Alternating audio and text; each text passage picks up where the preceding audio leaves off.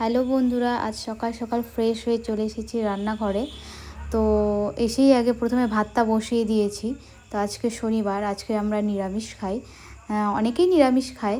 তো প্রথমেই ডালটা ভেজে নিচ্ছি, আজকে মুগের ডাল করব। তো ডালটা ভেজে ডালটা সিদ্ধ করতে বসিয়ে দেবো। এর ফাঁকে আমি সমস্ত রান্নাও করে নিয়েছি, সেগুলো আর তোমাদের দেখানো হয়নি। আজকে করেছি ডাল, আলু পটল সয়াবিনের তরকারি আর শাক ভাজা। রান্না করার পরে আমার বর চলে গেছিলো অফিসে। বর অফিসে যাওয়ার পরে আমি সমস্ত কাজ শেষ করে স্নান করে ছাদে এসেছি। আর এসেই দেখি এরকম বীভৎস মেঘ করেছে। তো একটু পর হয়তো বৃষ্টিও নামবে। তো ছাদে কিছু জামা কাপড় ছিল, সেগুলো সব শুকিয়ে গেছিলো প্রায়। তো সব তুলে নিয়ে আসলাম। তো আসার পরে যেগুলো শুকিয়ে গেছিলো সেগুলো সব ভাঁজ করছি, আর যেগুলো হালকা ভেজা সেগুলো সব মেলে দেবো।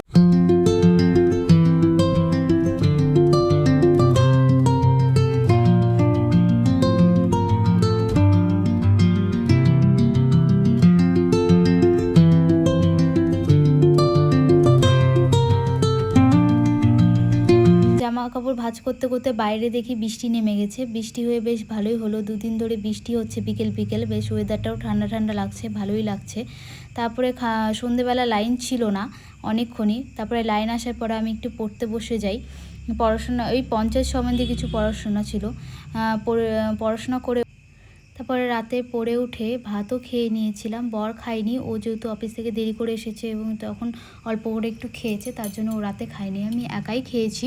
খেয়ে উঠে সব পরিষ্কার, তারপর আমি চুল বেঁধে নিচ্ছি। এখন শুয়ে পড়বো, অনেকটা রাত হয়েছে, প্রায় 10টার মতো বাজে। চুলটা বেঁধে নিচ্ছি, আর এদিকে বরের সাথে কিছু একটা কথা বলছিলাম। তো কোনো বিষয় নিয়ে কথা হচ্ছিল।